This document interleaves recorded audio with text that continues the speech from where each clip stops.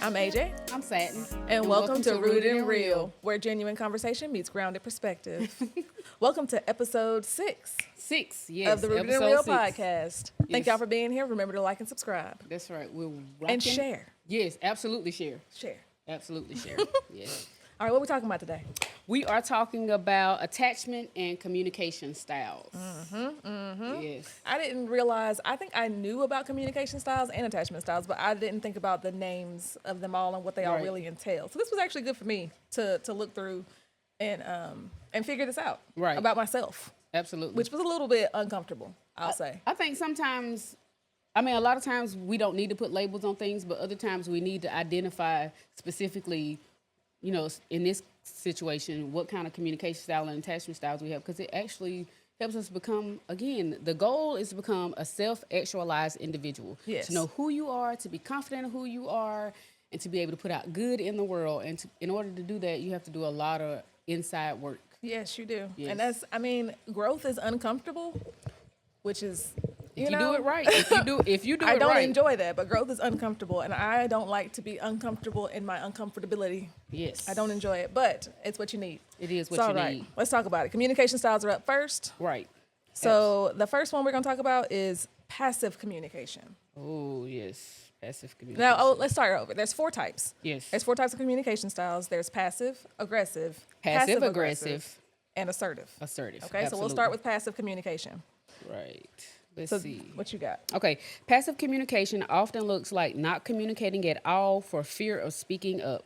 This can lead to misunderstandings. Yes, it can. And mine says not expressing your feelings or needs, ignoring your own personal rights and allowing others to do so as well, deferring to others for decision making in order to avoid tension or conflict, and it often leads to misunderstanding, built up anger or resentment. Yes. It can be a safer communication option when a conflict may escalate. So they're trying to give you a reason. If you want if you need to be passive for some reason, like if someone's about to hurt you or something like that, then you could try it. But in general, it's not a great way of expressing your feelings because you're not. Right. You're just letting people walk all over you. Absolutely.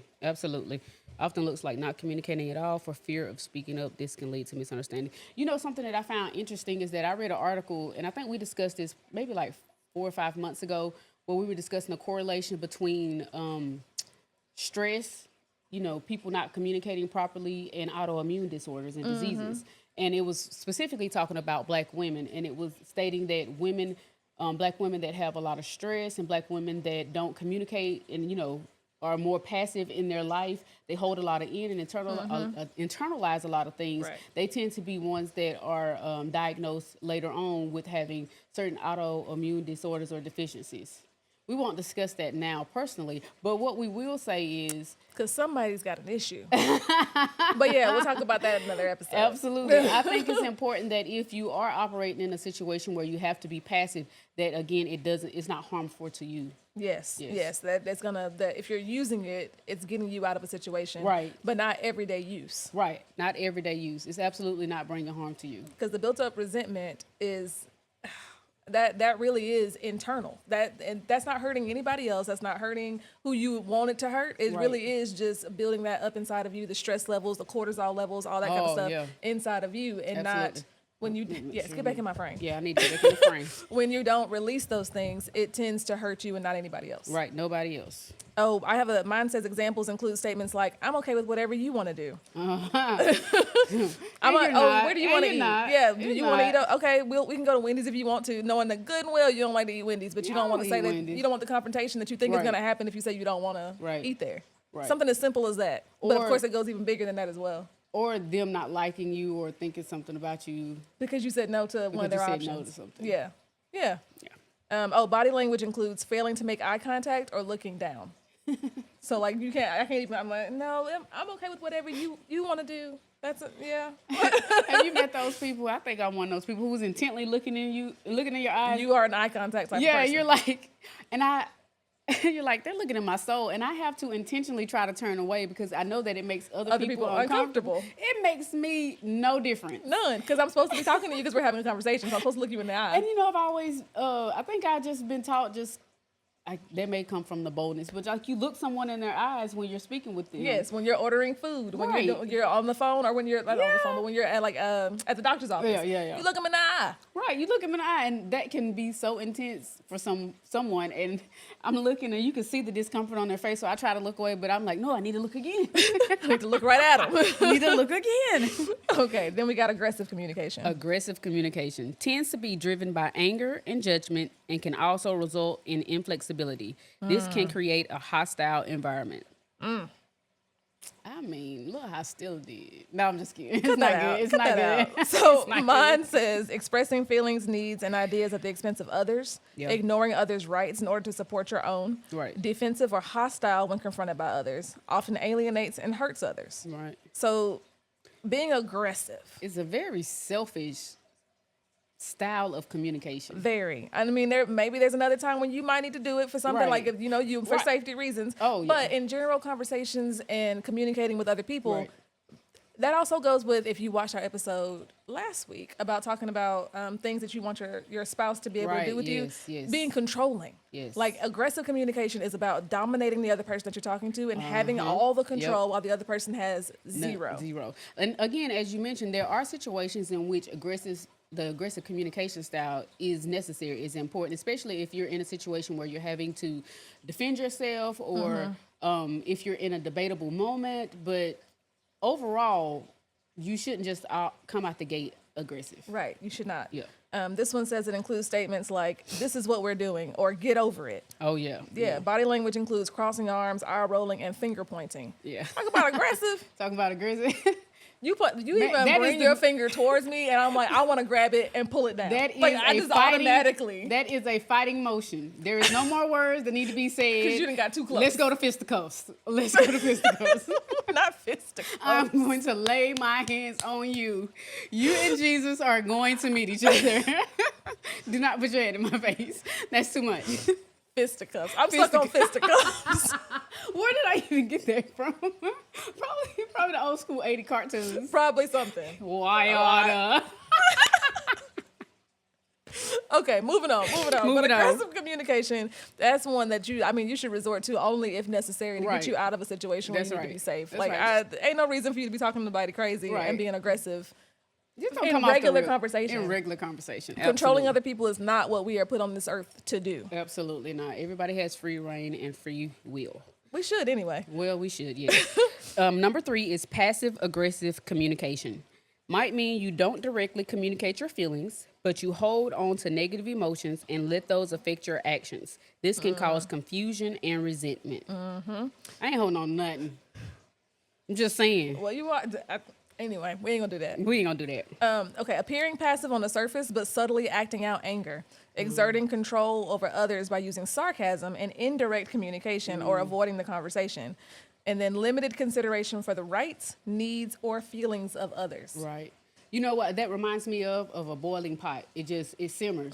You don't know, you see the fire, you know that it's boiling a little bit, you don't see the harm that it caused, and then Yeah. eventually you just blow up. Yeah, but you don't know what's wrong. Right, you don't know what's going on. Yep. And under at that there. moment, the emotions have overtaken you that you can't effectively communicate exactly what you want to say. So it comes off passive aggressive. It comes off like, or I don't know if people use this anymore, but the shade that people would give Yeah, you, or yeah. they would say, or a backhanded comment.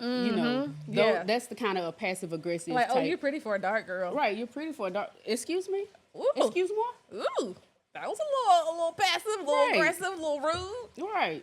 That sort of thing. yeah. Or like with a partner and you're doing something, you're like, oh, good. I'm glad to see you doing something. Or I'm Right. glad to see you. About time. Yes, about time. Oh, I thank Yeah. you for that. But you Right. really don't mean any of it because you're irritated by the fact that they didn't do Right. it sooner, or you don't feel like they do it enough, or That's something right. like that. Absolutely. Doesn't mean you directly communicate your feelings, but you hold on to negative emotions. I think that's the key. You holding on to the negative emotions. Of it Yes. all. So it's bothering you. Like the passive folks, Yeah. they ain't holding on to nothing because they don't know what they should be holding on to. That's right. They just like, I'm trying to just make it through. Yeah. But the passive aggressive portion of that is that you take away all of the bad from it.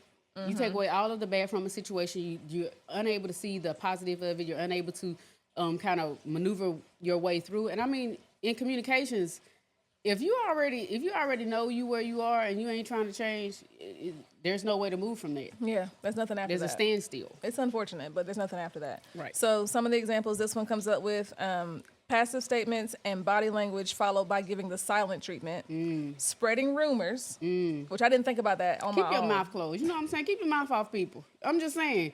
Keep your mouth that off gossip people. to yourself. Keep your gossip to yourself. Because you upset about something that I did, but you don't have the assertiveness Right. to tell it to me to my face. That's so right. now you're just out here, well, you know what she did, girl. You know what, That's and then none of it might not even be true. Like you just spreading stuff just to spread it That's because right. you upset with me about something else that I did that you can't tell me that I did. Say it to my face. Say it to my face. Say it to my face. Let's go ahead and get it out in the open, and we don't need no passive aggressiveness. No. I mean, and you don't necessarily have to be aggressive when you bring it to somebody either, but let's just get this all out in the open because it takes too much time and energy to have to go back and refute anything. First of all, I'm not refuting no rumors. Believe what you want to believe. But the second of it is, if I'm somewhere in a place where I'm trying to prosper and I'm trying to grow, and then rumors are, circulating or something or negative energy is around, then I'm going to remove or, detach myself from that place. Yes. Right. The other one was sabotaging another person's efforts. Just a hater. You know that's real passive to do it. They don't know that there's a problem. Yep. And you out here going behind their back. That's right. To make Snake. just like one. To Just a sabotage what they got snake. going on. Sniveling. Just out here Just slithering doing around. whatever. Yes. Yes. I hadn't thought about that as passive aggressive No, communication. I don't think I have either. 'Cause But to it me, is. It's wasn't behind the scenes. It's It hidden. is. It's in the dark. because you don't know undercover. what to say. Right. So you decide to do things to hurt that person Right. instead. Because that's Just the aggressive part jealous of and it. envious and Yes. When it's bringing unnecessary. division and strife. Just get yourself together. Be by yourself. Be by yourself. And I want to add that even though with the other two, with passive and then aggressive communication, this article gave reasons why you might need to use either one of those. Right. Ain't no reason to be passive aggressive. No. It don't have a reason for that one. Yeah, it's absolutely not a reason to be passive aggressive. So that's one that you should just skip altogether. That's right. Absolutely. Then you got the last one. The fourth one is assertive communication.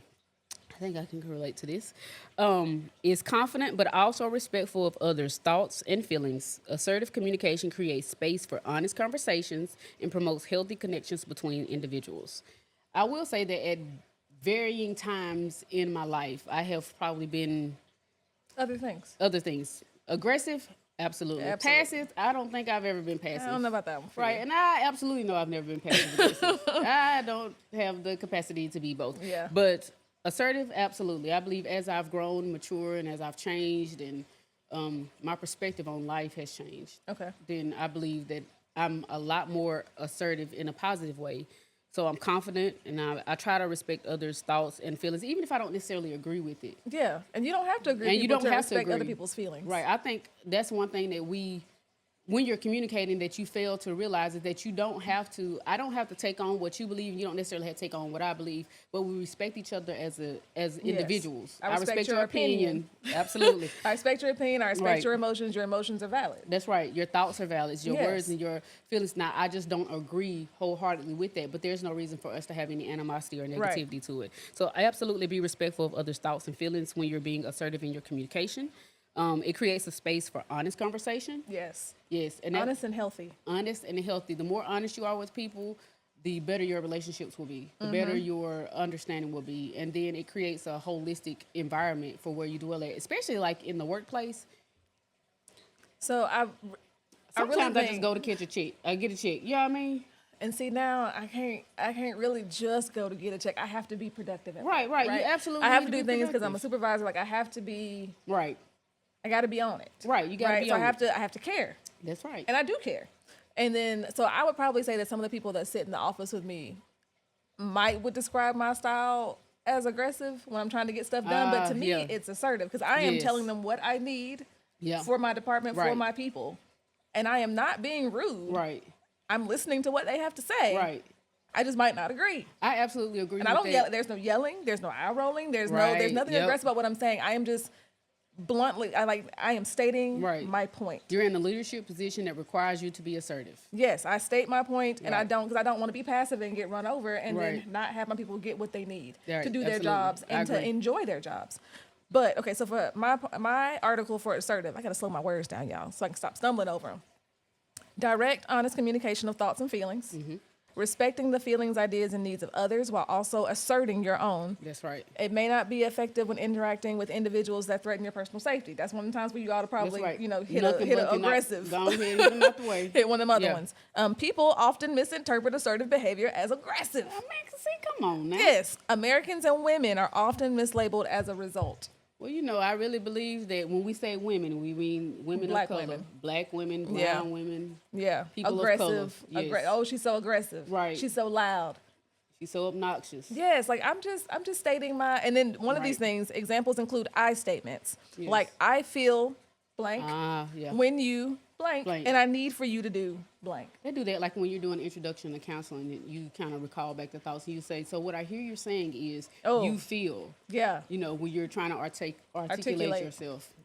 Yeah. Body language includes eye contact, Yes. straight posture, Yes. and relaxed gestures. Relaxed So no gestures. finger pointing, That's right. no Ain't in eye your rolling. face. We are relaxed. I am just giving you what I need. That's right. I'm giving you your space to be able to understand and comprehend. I'm not making you feel threatened by being Right. in your personal space. I'm not doing over hand motions to Nope. make you feel like you're threatened. My tone is assertive, but it's balanced. I mean, there may be a little bit of, you may be a little bit loud, but it's not. Yeah. It's not aggressive. in It's a not sense. aggressive. Yeah. It's not aggressive. Yeah. It's assertive. And this one says most of us don't use a single communication style in every interaction. They're That's right. simply tools that you can use to communicate. So like in general, assertive communication is most likely to lead to respectful and longer term relationships. So that's the style to strive for in most situations. That's right. Which, And I mean, context matters. yes, context does matter, but Yeah. it makes sense. If I'm trying to have a great relationship with Satin, if she Yes. does something that I don't enjoy, That's right. I say, hey, I don't like when you chew gum on the couch. That's right. It makes me feel like you don't care about my space, and what I would like for you to do is chew it somewhere else. That's right. Just an example, she don't chew gum on my couch. Even if she did, I'd be fine with that. But like in general, Right. that's just an example. Like it's a I feel you did, can you do this instead? That's right. Being able to properly articulate and express yourselves in a manner that doesn't offend or cause harm or put someone else on the offense. Right, right. And now I will say sometimes it might still cause them a little bit of offense because they might not like what you have to say. Right, they might right, not right. like the thing that you're saying. And that's a them problem. That is a them problem because you said it respectfully and in a context in which they can Mm-hmm. understand. You gave them clear, concise feelings and instructions of what you wanted and what you needed from them. And if they Right. still feel offended, then maybe they're not really for you to be your friend or relationship partner. Right, and this is not an all-inclusive thing. These communication styles are a good baseline. Baseline. Anyone can be all of them at one time or a few of them at another time, but it doesn't encompass the entire thing. There's so many other ways that people go about communicating. Some people are just nonverbal in their communication, and it's not because they're trying to be passive-aggressive or they're not good at communicating. They're just, their personality style is more introverted. Yeah. And that tends to be where you only say what's necessary if you say anything at all. And then there's other people like me who talk a lot, talk fast, and I enjoy conversation when I'm speaking to someone. Now, if we ain't got nothing to talk about, we ain't got nothing to talk about. Yeah. But in those situations, then I may expound upon the conversation and it makes extend and drag beyond Beyond the limits of what you should be beyond talking. the limits of time. Yes, but I will say for myself, Yeah. I think that I'm assertive at work, Yeah. but maybe not in other areas of my life. That's So I might be yeah. more on the passive side, like at home, but I have been trying to be more assertive. And I will say that this man in his house will specifically be like, how did that make you feel? Right. Because Trying he to help knows you that become. he's Yep. trying to help me with that growth. That's you right. Know? Trying to help me with the with that growth. Because I just, at work, I need to be assertive. It's just like I have to. Right. I don't know what the difference is, but like here, I'm like, ooh. Well, I don't because- know. I shrink. And Well, I don't want to shrink. I don't want to say shrink. I would say that you're more in line with at work you have to be a leader, and at home you're able to be a partner. You're able to have. I like that better. I'm a Yeah. partner, not a shrinker. Yeah, you're a partner. You're a partner. You're able to have someone else do the heavy lifting for you. Yeah. And help pull you to a positive place where it doesn't necessarily require you to exert a lot, but it requires you to be to a place where you're centered. If you are with someone and they don't help you stay centered, then don't be with that person. Yes, if it's always a fight Right. and saying there's aggressive communication styles or passive aggressive all the time and nobody's willing to change. Right. Or you're it always might not having be to for be you. assertive in your Yeah. conversation when you're at home. You should have the ability to be able to be with someone, and that's not just, romantic relationships. That's, and your familial. friendships. And your friendships. You should be able to be with someone that brings out the best in you. And then when there are times when maybe the best side of you don't, isn't being shown, then their communication to you should be more humble and, not passive. I mean, that would probably be the key term, but, more relatable. Just Okay. let me pull you in. Yeah. Let me be soft, soft. Let me pull you in. Let me enjoy. Let me enjoy what, bring you to where we are. Because if you're truly connected to someone, you should be able to feel the ebbs and flows of the relationship. Yes, And so, you should be able to relax around them. yeah, you should be able to relax around them. Because that's one thing. I know we keep talking about friendships and stuff, and I just feel like it just will weave. That's gonna be a running theme continually. It'll weave itself throughout. But Yes, I always feel like, I don't get to pick my family. So they are your family no matter what, no matter what right. you decide. But you get to pick your friends. Oh, you get to pick your partner. You absolutely get to choose. Upstairs.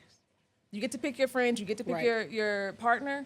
And you should take care to make sure, like, why would I keep a friend around that I'm always walking on eggshells? I can't, they don't know. communicate well. They have no interest in Drain changing you, themselves. yes. Like, if they have poor communication and they don't want to change, I Right. can't deal with this with you. Right, or whenever they come to you for advice, and I'm not speaking about you giving your opinion, when they come to you for genuine advice, and they do the opposite Every single time. every single time. At And it's a some poor point, choice. It's a poor choice. And then they come back to you and like, oh man, I should have listened to you. and I'll say, is well, this when the are same you gonna start? Is this the same situation? When are you gonna start listening? Right, but I also think it's important that if you do have those relationships, understanding that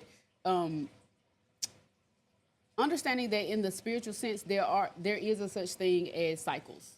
Yeah. You know what I mean? So some cycles, as long as that person is gaining something from it and growing, it might be a small, minute change to you. 1%, 1%. Right, but it's major to them. Then I think even if they have the same situation over and over and over again, as long as they're learning and growing, and I say the same situation doesn't mean that the same outcome, doesn't mean that the lesson is the same. So if it is the same cycle, and it appears to be the same cycle to you, because it could be very different.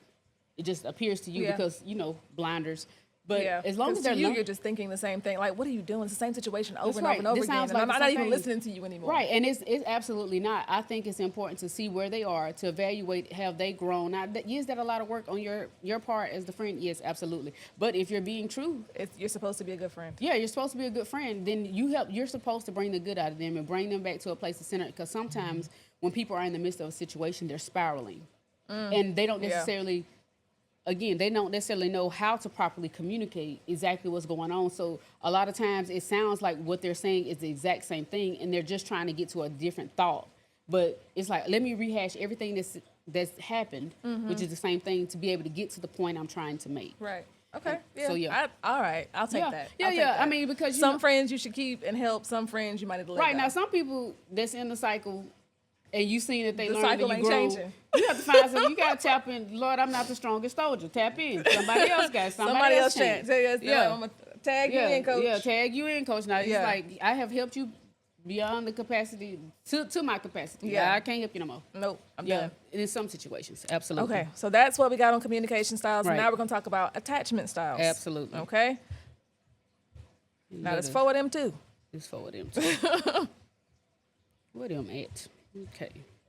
So attachment styles. Now listen, this is, I knew this, but I don't think I thought about it outwardly. Attachment styles refer to the way our primary caregivers interacted with us as infants and how those interactions affect our relationships in adulthood. Yes. I just, in my head, had not really thought, like, I know, nature, nurture, Right. I understand that, but Right. I hadn't thought that, like, the way that I am as an adult didn't shift too Right. much. Like, when I got to college, Right. I would say, like, out of the attachments, mine was a secure one. My parents always came back Yep. for me. They always Yep. loved me. They always showed me care. They didn't hit. Right. I got one whooping, and my daddy didn't even want to give it to me. Like, I just feel like my relationship with them gave me a secure attachment style. Right. Right. But, okay. Absolutely. So the 4 types of attachment styles are secure, anxious, avoidant, and disorganized. The last 3, anxious, avoidant, and disorganized, are considered All insecure attachment styles. All insecure, okay? The goal is to move away from that. Yes, once you realize Yes. you're in it, becoming self-actualized, Yes. realizing that you are in an insecure attachment style, trying to figure out how to be Right. more secure. Right, and as you explained, your foundation of your upbringing is where you first determine or you first establish your attachment style is first determined. Lord, get the words out. Get the words out. Get It's the okay. words out, It's okay. Jesus. So, like a secure attachment style in children, they feel safe, valued, understood, and comforted Right. by their primary caregiver. As babies, they usually cry when their caregiver leaves, but find comfort in their return. When That's they're right. scared, they seek comfort from their caregiver. That's right. Then you got us as adults. Means you feel safe and confident in your adult relationships. Yes. You openly share feelings with your partners and close friends. You seek out social support when you need it, and you have good self-esteem overall. You got good self-esteem, girl. It's all right. It's that had nothing to do with your attachment style. It doesn't. It's all right. Peer pressure of life. Yeah, if we're just going based on the fact that my parents Right. had me secure, Yeah. that's cool. Now, some of these other little rotten kids might have ruined my attachment style, but like growing up, I was secure because I knew that I was cared and loved for and taken care of. That's right. That's you know right. what I mean? It says signs of secure attachment. You trust others easily. You communicate effectively. You regulate your emotions. I feel like you do that really good. Regulate your emotions. I am better. Yeah. Feel comfortable. I mean, to me, you've always, but I understand you see yourself differently. Yeah. You feel comfortable when you spend time alone. I absolutely love to be alone. Oh, you connect with others easily. You manage conflict in a healthy way, and you make yourself emotionally available to people in your life. You definitely do that. You absolutely do that. Very well. Do make myself available. Yeah. Sometimes when I feel like I shouldn't, but I do it anyway. Yeah, you definitely should close yourself off sometimes. Yeah. Sometimes. The next attachment style is anxious attachment style. Mm-hmm. Anxious attachment style is a type of insecure attachment. People with anxious attachment often have a fear of rejection and abandonment. They may seek validation from someone outside of themselves. Other names for anxious attachment style are preoccupied attachment style, anxious preoccupied attachment style, and anxious ambivalent attachment style. Ooh. Jesus help you. Right. So in kids, Yes, they go become ahead. very distraught when separated from their parents. That's but right. they often don't find comfort in their return either. That's right. Like, I don't want to leave you, but I don't want to be here. I don't really need you either. That's right. Children with anxious attachment are usually more distrustful of strangers compared to children with other attachment styles. Absolutely. So I don't trust you when you take care of me, but I don't trust you either, even though I don't know you. That's right. Ain't Even though I everybody on don't the know same you. level. Y'all make Everybody me on the anxious same all level. together. Anxious attachment style in adults. Adults with anxious attachment style may worry that their partners or friends don't love them. Bless it. Because of this, they may have a deep fear of rejection or abandonment. People with anxious attachment may have low self-esteem overall and need approval from others to feel validated. They're also more prone to codependent tendencies, and they often become very distressed when relationships end. I think this leads to a lot of when you're young and someone shows you something that you haven't received, you know, And they take it away. and then they take it away. It can really be detrimental. Like, Yeah. absolutely, absolutely. But I think because you're already an anxious attachment type person, Right. If you get with somebody that's secure, Right. they probably are like, I don't know how to handle this. That's with right, you. and you want to hold on to it. So I think you become maybe a little bit more clingy, and I don't want to say clingy, but you become, you know, Very attached. Very attached, yeah. Like you don't like for them to leave. You don't That's like right. because you are now used to someone showing you the providing the care and the safety that you were getting Right. nowhere before, and right, this night, and it makes you feel good. this might not be necessarily related, but you know, you see some of those videos of people say, "I just want to be in his skin." Like, to me, that's giving that's giving anxious attachment. Listen, Yeah. okay. But I mean, 'Cause sometimes I like that too. yeah, It depends on how I feel, but sometimes I like that too. And I mean, that's why I say it may not necessarily be relevant in that sense, because I know that some people they're just expressing that I love this individual so much. Yeah. But that I some wanna be people, in their it presence. depends But on the some people context. got some Dexter tendencies. They do. They trying to be in there. You Not hear me? Dexter tendencies. Dexter tendencies. Yes. So it says signs of anxious attachments: feelings of unworthiness, a high sensitivity to criticism, difficulty spending time alone, low self-esteem, difficulty trusting other people, feelings of jealousy, and fear of rejection or abandonment. That sounds so hard It does. to have to deal with on a regular basis. Like not That's trusting draining. anybody else.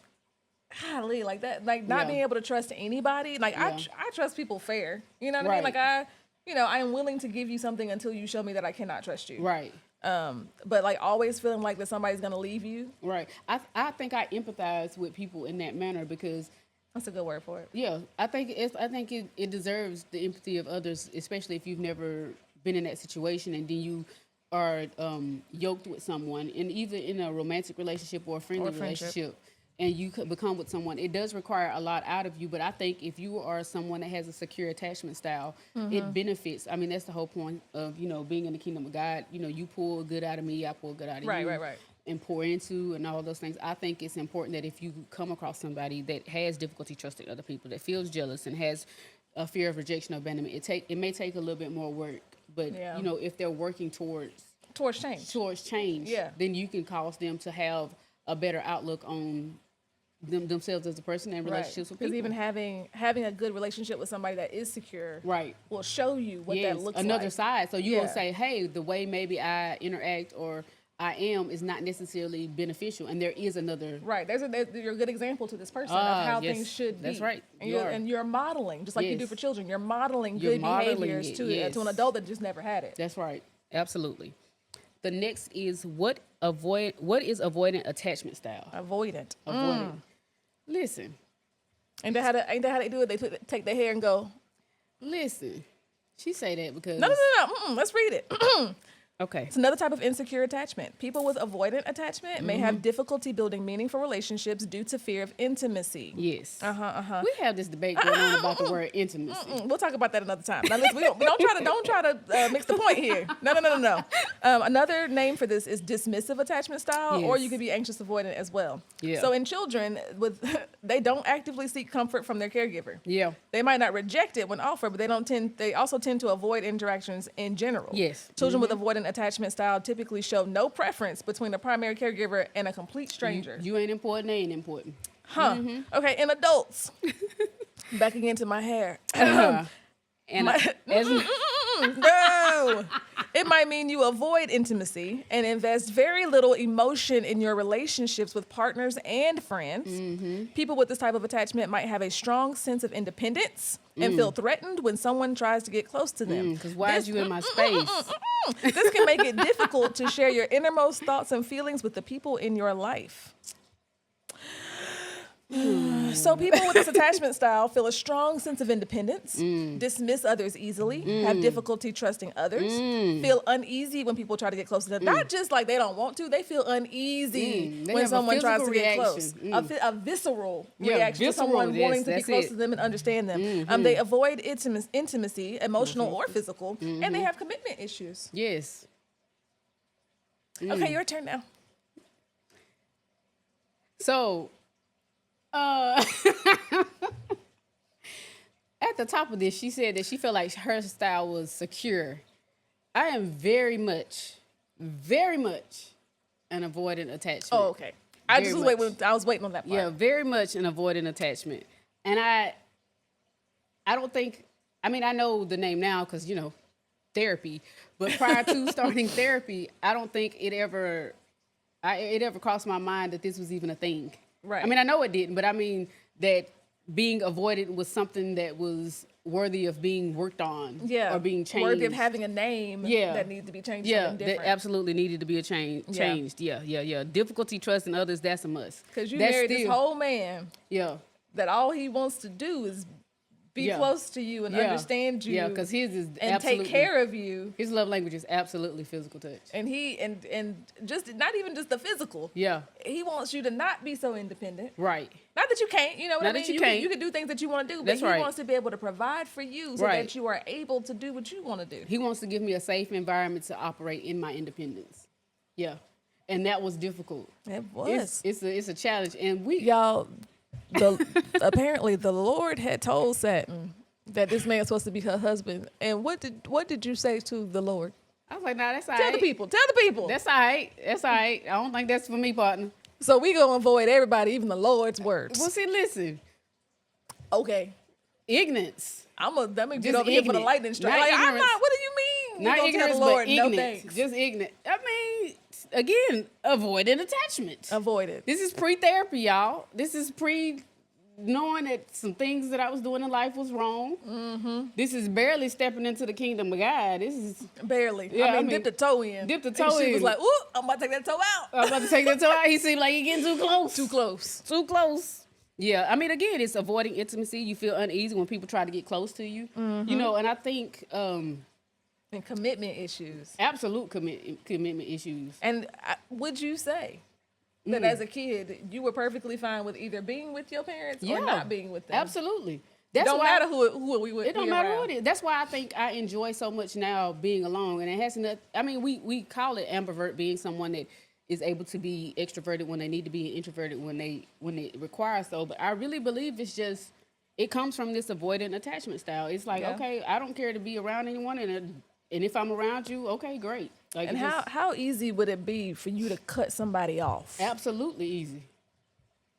Absolutely. You know, no problem. I mean, I say it like, if that person doesn't serve you, you need to just, cut that off. But like, I'm talking about doing it in probably like one of them nice little old girl. I don't think we can do this no more. But her be like, listen, this no longer serves me, and I'm gonna go. Right. That's what it would probably be like. It is. No, it's not a probably. It is. It absolutely is. And I think it's because assertive.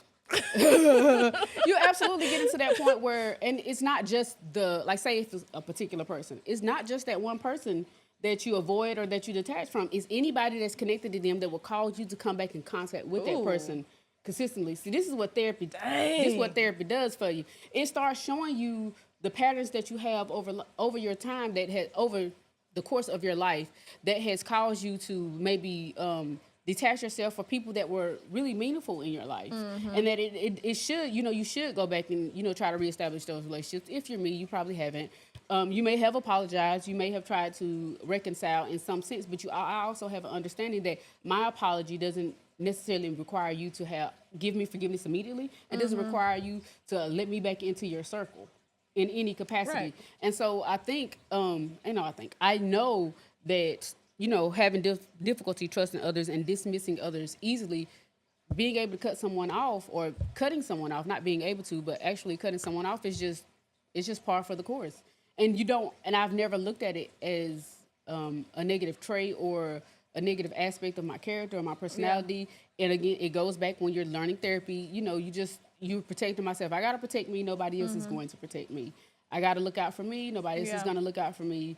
And, I made a joke in the first few episodes about my kids being super independent, but they're super independent in a safe haven, in a bubble. Yeah. They're not independent because they have to, the same way that my husband was trying to offer that for me. I offered that to my kids, not because it was something that I innately knew how to do, but my husband knew how to do it. And because he knew how to do it, and I married, it flowed into it. It's a lot of things when some women say, I know how to be a parent, I know how to be a mother, I know how to do these things, there's some things that were just not ingrained in me. I knew how to be a provider. I knew how to be a survivor. I knew how to take care of. I knew how to make sure you have a roof over your head, clothes on your back, food in your stomach. I can hustle, but the emotional aspects was completely missing from my life. And so when I had children, of course, there's something that you need to pour into them. You need to be nurturing. It's like, okay, how do I do this? Well, I married a man that is very nurturing. That showed you how. And showed me how. And it's able to, it helped. But prior to me going into therapy, it helped me recognize patterns, and it helped me recognize what type of attachment style I have, what type of communication style I have. It's important. It is important. Yeah. Find you somebody. Find you a man. To help you get outside yourself. All right, last one. Get out your way, honey. Get out your own way. Get out the way. Get out your way. Get out God's way. Get out the therapist's way. Get out your own way. Yes. Listen to these people and do what they tell you to do so you can get right. Yes. Okay, last one. Disorganized attachment style. Disorganized attachment style is another type of insecure attachment. People with disorganized attachment may exhibit inconsistent behaviors or have trouble trusting others. Other names for this is fearful, avoidant attachment style. Fearful. Oof. The way this presents itself in children is that they may fear that something bad will happen. This is usually due to emotional inconsistencies of their primary caregiver. For example, a caregiver may give comfort to the child in some instances, but instill fear in others. So you're inconsistent with them, so then they grow up to have emotional inconsistencies. Right, and then they exhibit that in their relationships with everyone else. Yep. A child may not fully trust their caregiver because the same person who brings them harm may occasionally bring them comfort as well. Just two-faced. Just straight up two-faced. Yep. Children with disorganized attachment are often victims of abuse, trauma, or neglect. That sounds about right. That is absolutely right. The inconsistencies and the harm that is shown, especially with abuse and things like. Right. Bipolar caregivers. Up one day, down the next. Down the next. Yeah. And when the way that you care for your children is dependent on how you feel. Right. They never know. They never know. Or they Who grow am I up getting to, today? Yes, they grow up to figure it out. Like, oh, Right. mama ain't put lipstick on today. She mad. Right. You know, it might be something notice small. the cues. There's cues that Right. go with, oh, I need to stay out her way today. That's right. And I hope that my kids never think that about me. I hope they know that they can always come to me and that there's Right. never a day where I feel bad, that they should also be like, oh, I need to avoid her at all costs. I think I know when you have children in your 20s, if you're not fully, you don't fully have an understanding of who you are, your first children or your first child doesn't necessarily get the best of you if you come from if you're someone like me who has a background that has maybe an avoidant attachment style, then you're first, because you're still working yourself out. You're still figuring it out. You're still in the stage of forming, and your mind hasn't completely transformed and changed, and your behaviors absolutely have not. So your kids will also, not benefit. Right. So early on, they may get the residue of your trauma. And then you have to actively work as you're changing and as you're growing in therapy. You have to actively go back and try to redo the damage. I recall, because I had my oldest when I was really, really young. I recall going back and praying incessantly, Lord, the same way you protect my memory and you have blocked out things that I don't even recall in my childhood, and I'm not gonna cry, that I don't even recall in my childhood. Now, others around me, my siblings may recall it, and they may tell me about it, and I may say, God, I don't remember that happening. And then they'll say a word or something, and it'll trigger. And instantly, I feel the comfort and protection of the Lord, because I have prayed this prayer of, Lord, protect me.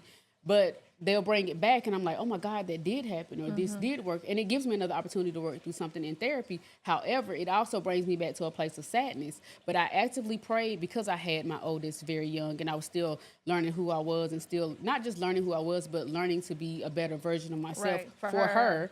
That, Lord, block out the memories of everything negative. Don't let anything harm her. Don't let my growth hinder her. That's beneficial. Do not let your growth hinder your children. There is never an opportunity where you don't have to be able to come to them and apologize. You don't have to be able to come to them and change. And the same way you may feel like something is permanent on your life, or a permanent mark, or you've done permanent damage to them, God can reverse. God can change. God can transform. But you got to ask for God it. can renew and remove. Because there are things that I recall about me being a young parent and raising her that is just detrimental and breaks me down to the core of it. And, extreme mom guilt, which we'll talk about later in another episode. But she has no recollection of it. And she's like, I don't remember that. What are you talking about, When did that happen? And I bless the Lord that she doesn't.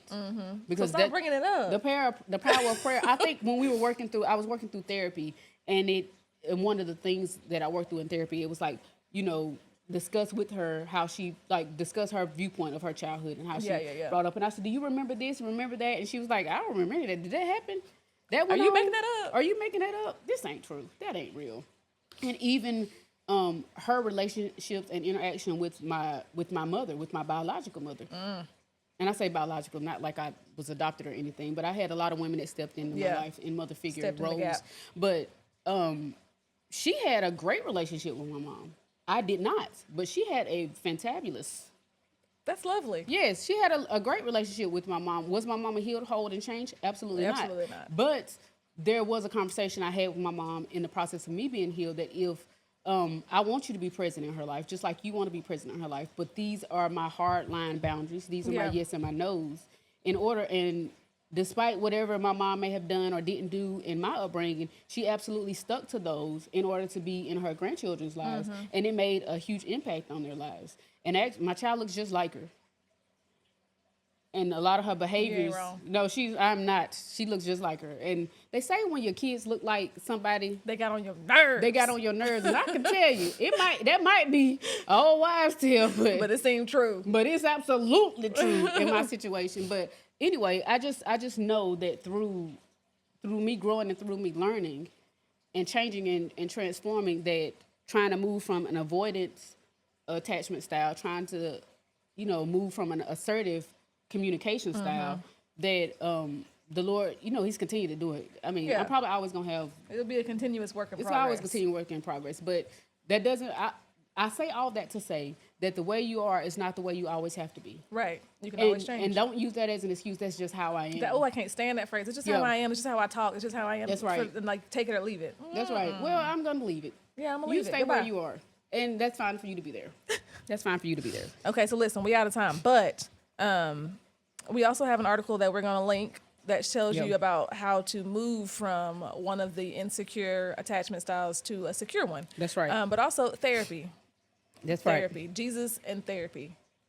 Can't have one. You got to do both. Got to do both. Got to do both.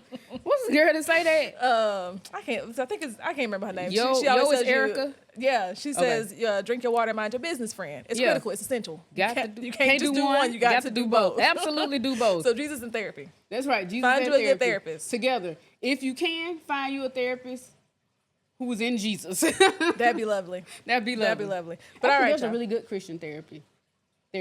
So that'll be another episode where we That'd talk be about another therapists. episode. You know what? We need to do that. We do. Okay, but write it down. She's the note taker and the secretary of this partnership. Nosy. You got to be nosy. Got to be more nosy. You got to be more nosy.